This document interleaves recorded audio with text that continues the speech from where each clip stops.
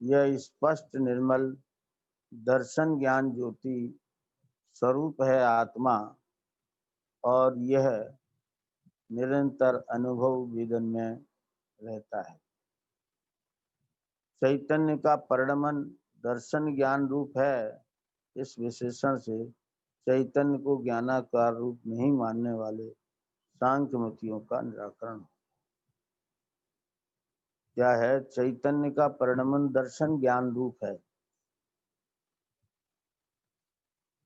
इस विशेषण से चैतन्य को ज्ञानाकार स्वरूप नहीं मानने वाले, माने ज्ञेयाकार स्वरूप ही मानने वाले, ज्ञेय को ही जानना जो मानते हैं, ज्ञान में ज्ञान का जानना नहीं होता, ऐसे मानने वाले सांख्य मतियों का निराकरण हो गया।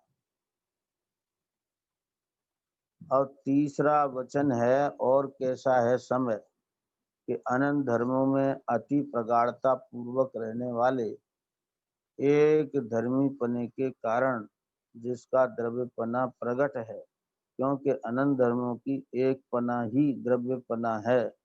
इस विशेषण से वस्तु को धर्मों से रहित मानने वाले बौद्ध मतियों का निषेध हो जाता है। क्या ये अपना आत्मा अनंत धर्मों में अति प्रगाढ़ता पूर्वक तन्मय तादात्म्य रूप से एक में एक अनंत धर्मों को धारण करना जिसका स्वभाव है, ऐसा द्रव्यपना प्रकट है। अनंत धर्मों का एक पना ही द्रव्य है। देखो, द्रव्य में धर्म है, गुण है, प्रदेश है, परिणाम है। और द्रव्य क्या है? द्रव्य कोई पांचवी चीज नहीं है, इन्हीं के एकत्व का नाम द्रव्य है। इस विशेषण से वस्तु को धर्मों से रहित मानने वाले बौद्ध मतियों का निराकरण हुआ। वे वस्तु में धर्म नहीं मानते, लेकिन जैसे गुण है, परिणाम है, क्षेत्र है, ऐसे ही आत्मद्रव्य में धर्म है।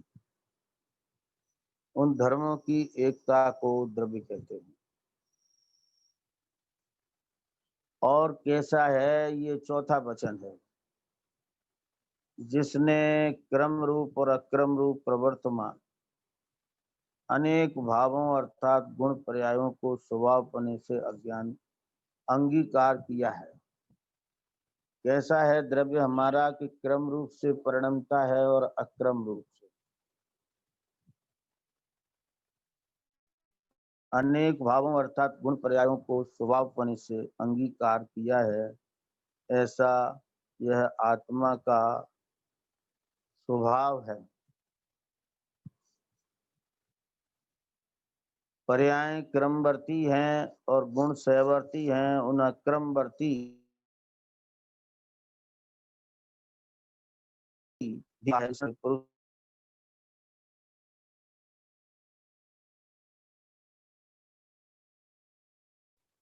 क्या करें, जो आत्मा को निर्गुण मानते हैं, उनकी मान्यता का यहाँ निषेध हो। सहवर्ती गुण हैं, जिन्हें अक्रमवर्ती भी कहा जाता है, और क्रमवर्ती पर्याय हैं। इस विशेषण से पुरुष को जो निर्गुण मानते हैं, ऐसे सांख्य आदि मतों का निषेध हो जाता है। पांचवा वचन है, और कैसा है समय, अपने और अन्य द्रव्यों के आकारों को प्रकाशित करने की सामर्थ्य के कारण जिसने स्वयं में संपूर्ण स्वरूप झलकाने वाली एक रूपता को प्राप्त किया है। अपने और अन्य द्रव्यों के आकारों को प्रकाशित करने की सामर्थ्य है, मन स्व को भी प्रकाशित करने की सामर्थ्य है और पर को भी प्रकाशित करने की सामर्थ्य है। इसलिए आत्मा अपना स्वपर प्रकाशक है, जिसके कारण जिसने स्वयं में संपूर्ण स्वरूप झलकाने वाली एक रूपणा की प्राप्ति किया है, एक रूपता को प्राप्त किया है। अर्थात वह अनेक वस्तुओं के आकार जिसमें झलकते हैं, ऐसे ज्ञान के आकार रूप है। इस विशेषण से ज्ञान स्वयं को ही जानता है पर को नहीं जानता। ऐसे सर्वथा एकाकार मानने वालों का ज्ञान स्वयं को नहीं जानता पर को ही जानता है। ऐसे सर्वथा अनेकाकार मानने वालों का निराकरण हो गया। क्या ख्याल में आया? जो ऐसा मानते हैं कि ज्ञान स्वयं को ही जानता है पर को नहीं जानता, ऐसी भी मान्यता लोगों की है कि ज्ञान तो सुपर प्रकाशक है, स्व को ही जानता है पर को नहीं जानता। ऐसे एकाकार मानने वालों का यहाँ निराकरण हो गया। क्यों? ज्ञान स्वयं को नहीं जानता पर को ही जानता है, ऐसी मान्यता मिथ्या है। ऐसे अनेकाकार मानने वालों का निराकरण हो गया। अब देखो 6वां वचन क्या कहता है। और कैसा है आत्मा, भिन्न 5 द्रव्यों के गुण अवगान हेतत्व, गति हेतत्व, स्थिति हेतत्व, वर्तमान हेतत्व और रूपीपना। आत्मा इन 5 द्रव्यों से भिन्न है। आकाश द्रव्य का गुण है अवगान हेतत्व, यह आत्मा में नहीं है, इसलिए आत्मा आकाश द्रव्य से भिन्न है। ऐसा गति हेतत्व धर्म आत्मा में नहीं है, इसलिए आत्मा इनसे भिन्न है। और स्थिति हेतुत्व यह अधर्म द्रव्य का गुण है, ऐसा अधर्म द्रव्य आत्मा से भिन्न है। और वर्तना हेतत्व ये काल द्रव्य का गुण है, ऐसे काल द्रव्य से आत्मा भिन्न है। और रूपीपना यह पुद्गल द्रव्य का गुण है, इसका भी आत्मा में अभाव है, भिन्न है। इनके अभाव और असाधारण चैतन्य रूप स्वभाव के सद्भाव के कारण अन्य द्रव्य रूप आकाश धर्म धर्म काल और पुद्गल इनसे भिन्न है। क्या ख्याल में है? आत्मा का असाधारण चैतन्य रूप स्वभाव है और उसके सद्भाव के कारण अन्य द्रव्य रूप जो आकाश धर्म अधर्म काल और पुद्गल इनसे भिन्न है। इस विशेषण से वस्तु को जो सर्वथा एक ही ब्रह्म मानने वालों का विवक्षित हो गया। जो मानते हैं एक ब्रह्म द्वितीय नास्ति, एक ही ब्रह्म है माने एक ही आत्मा है, एक ही परमात्मा है और वो ही समस्त द्रव्यों में व्यापक है, ऐसा जो मानने वाले हैं उनका इस कथन से निषेध हो गया। प्रत्येक वस्तु अपने अपना स्वतंत्र अस्तित्व रखती है। क्या ख्याल में है? इसलिए जो एक ही आत्मा मानते हैं, एक ही ब्रह्म मानते हैं, उनकी मान्यता का यहाँ निषेध हो गया। अब अंतिम ये 7वां वचन है। और कैसा है आत्मा, अन्य अनंत द्रव्यों के साथ अत्यंत संकर अर्थात एक क्षेत्र में रहने पर भी अपने अपने स्वरूप से च्युत न होने से टंकोत्कीर्ण है, चैतन्य स्वभाव वाला है। इस विशेषण से वस्तु स्वभाव के नियम का ज्ञान कराया है। माने अन्य अनंत द्रव्यों के साथ रहता है आत्मा, अत्यंत संकर अर्थात एक क्षेत्र में रहने पर भी अपने स्वरूप से यह आत्मा कभी च्युत नहीं होता है। अपने स्वरूप में निरंतर टंकोत्कीर्ण शाश्वत रहता है। ये अपने स्वरूप का कभी उल्लंघन नहीं करता।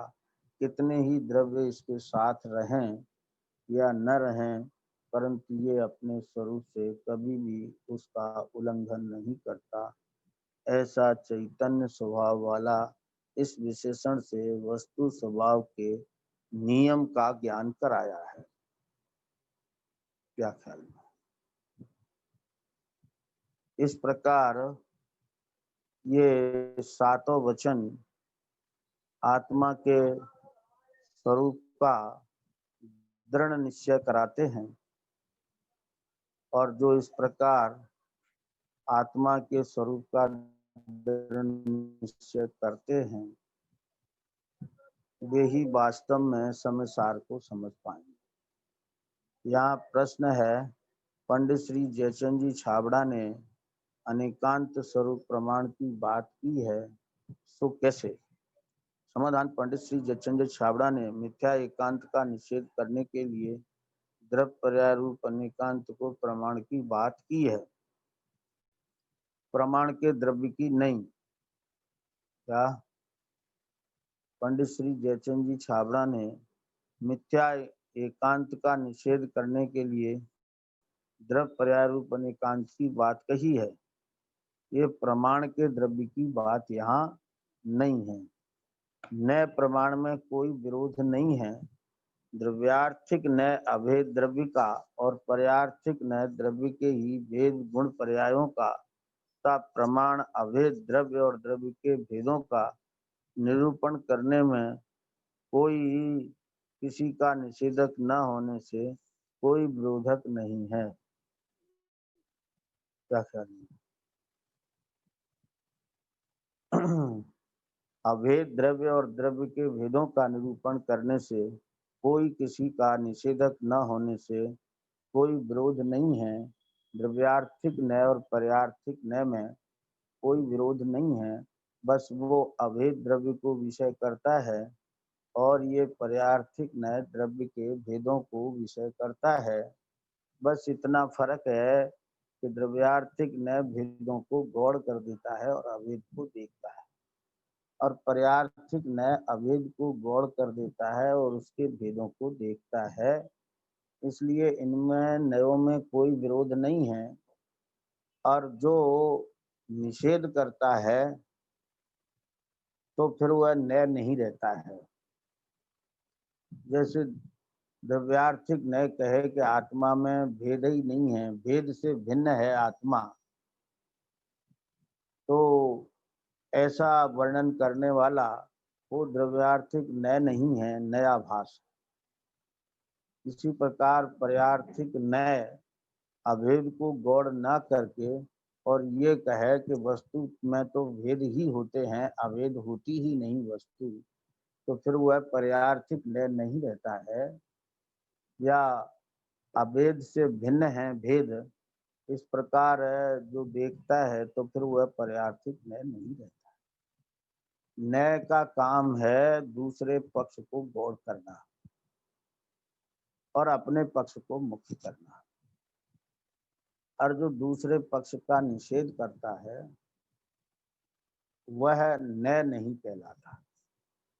तो इस प्रकार नय के स्वरूप को भली भांति समझें, तभी ये समसार हमारे हृदय में बसेगा। क्या? इस प्रकार सभी समसार का स्वरूप वास्तविक रीति से समझें और उसको प्राप्त करें। इसी भावना के साथ आज का ये व्याख्या विराम लेती है।